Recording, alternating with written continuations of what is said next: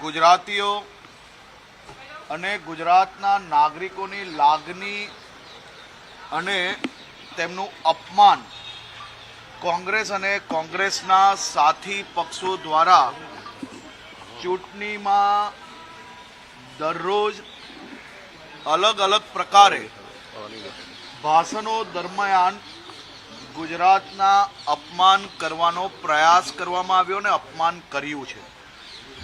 સમાજમાં ભાગલા પડાવવાના કોંગ્રેસના આ પ્રયાસોને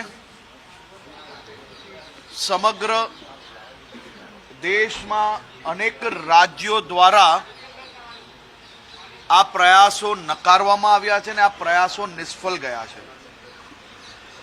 કોંગ્રેસ અને તેના સાથી પક્ષો દ્વારા દરેક ચૂંટણીઓમાં સમાજોના રાજ્યોના ભાગલા પાડવાના જે પ્રયાસો કરવામાં આવે છે તેને દેશની જનતા ઓળખી ગઈ છે।